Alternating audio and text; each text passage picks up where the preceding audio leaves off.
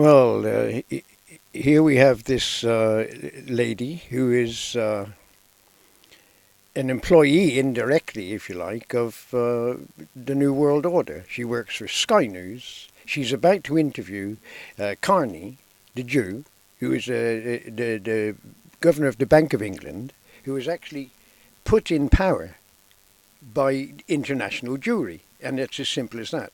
Even as I was preparing to record this, the head of the socialist Jews in England were on Sky News condemning Corbyn. They have no faith in Corbyn, who is actually being used at this minute to corner the British people into the desires of the Jews, because the Jews control the Sky News.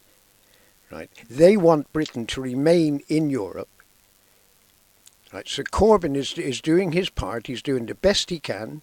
He has declared open borders to frighten the British people and all the rest of it. He's now talking about his deal being so bad that nobody in their right mind would want to vote for it. You're condemning yourself to a future of death if you vote for what Corbyn wants, his open borders and all the rest of it.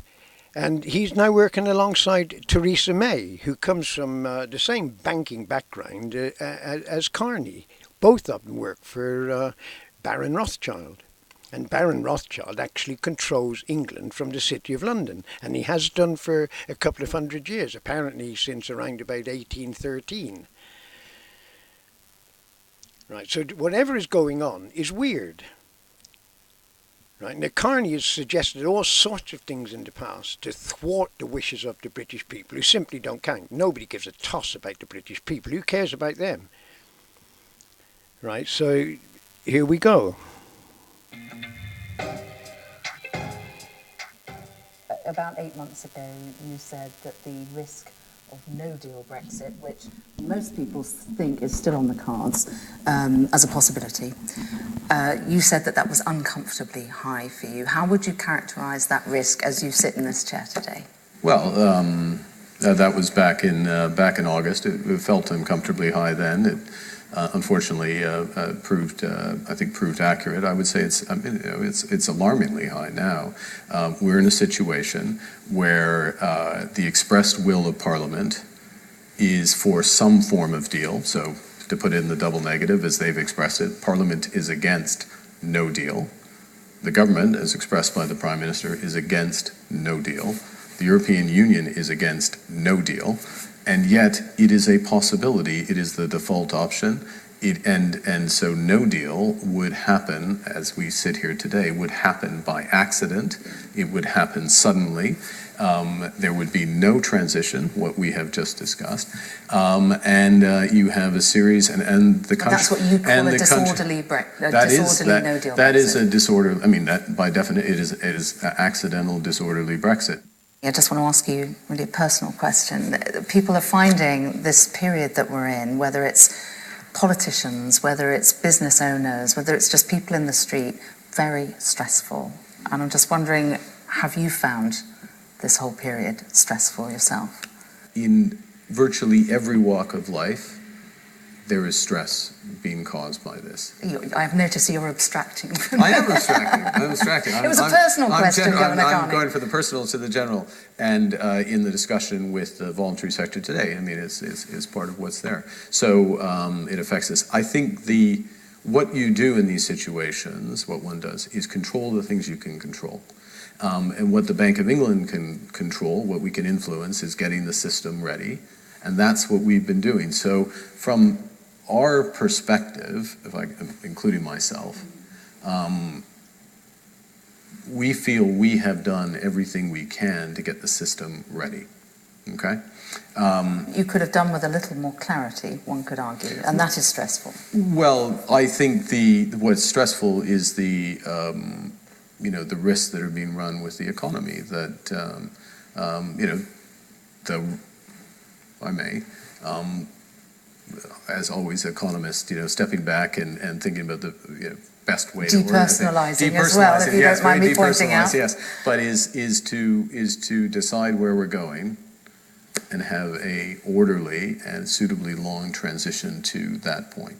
And that will take a tremendous amount of stress out of the economy and people of the United Kingdom, the third sector in Glasgow, and then last and least me, because that's the last thing anyone So what should be worried what about. do you do to combat stress?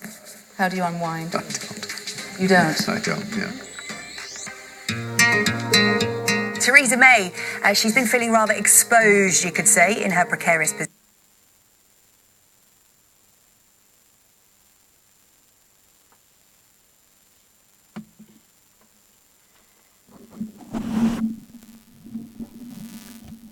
Now, if you could, I suppose you could call that an interview with the Governor of the Bank of England, worrying about whether he's a bit stressed out. I mean, it's just a joke. It's just a joke. But they allowed him to present his professional opinion about a no-deal Brexit. Now, that is expressed by everybody. They all tell you that a no deal will be a disaster, and yet it's total rubbish. And anybody with half a brain can tell you it's total rubbish. Britain is the biggest trading partner of the EU. If they lose their trade with Britain, they will lose hundreds of billions of euros, and it's as simple as that. So there is no way they are going to allow a no-deal Brexit to change that. They will be involved in talks with the UK instantly. As soon as the no-deal Brexit is signed, the European Union will be back in talks with Britain for the next 2 years at least, sorting out every detail of a no-tariff trading situation. That is the best thing for Europe, and it's the best thing for Britain. And to suggest anything else is just crap. All of the rest of it, all the rest of the nonsense, is simply to warn or explain to the British people that this is why you were deceived into voting for a deal that keeps us locked in the European Union.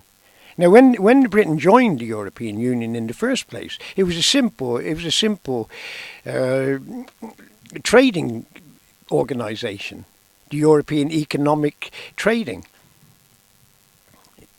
Okay, that's all it was. There was no mention about unions, and I mean, I don't believe there was even members of Parliament or MEPs involved in any of that. It was just a simple trading situation, a trade deal, basically, and it worked all right.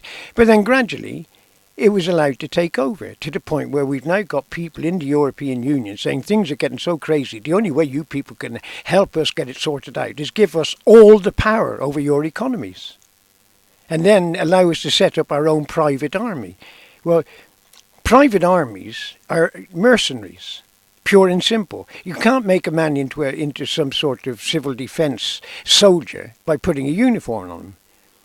If he's used like they used him, they used NATO to destroy Yugoslavia, and that was pure and simple. That was an illegal war. Even the United Nations, which they control as well, said it was an illegal war. They never take any steps to stop it.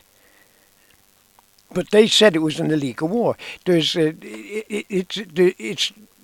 first thing that Yugoslavia was obliged to do was to, cut off Kosovo and hand it over to the Muslims. There was no reason for that. And then when Russia does it with Crimea, oh dear, that's the end of the world. I mean, it's all just a nonsense. And everybody's allowed to get away with it because in the British Parliament there is no such thing as democracy or opposition. They are all in it together. And you might get some opposition about the level of chlorine put into swimming pool waters or some such rubbish, but you'll get no opposition to the European Union. Nobody. Please note, you can go back through all the discussions in Parliament. Nobody has even dared to suggest that the best option for the British people, not for the bankers and not for the corporations, but for the British people, if they want to get out of the European Union, the only possibility is to get a no-trade deal. Even Rees-Mogg hasn't put it that way. He skated around everything because he's too frightened to say anything out of order, because he's a Eton boy. He knows what's going on. He knows exactly what happened during World War II and all that nonsense. They all understand it. It's just the British government understands it. There's British documents in existence that have been released, but it's never been announced that they've been released. The Enigma code that broke the German code intercepted every communication between all the concentration camps and Berlin. And it's as simple as that. And when typhus struck, there was absolute panic in Berlin. You've got to save as many lives as possible. Don't let too many die. You've got to. It's imperative. And they knew that they'd be blamed for any Jew death that happened in a camp. And that was what happened. And now the British know that. The British government know exactly what took place during World War II, just as they know exactly what took place behind the Iron Curtain after 1917, just as they know exactly what happened in China in 1948-49. They know everything, but they keep quiet.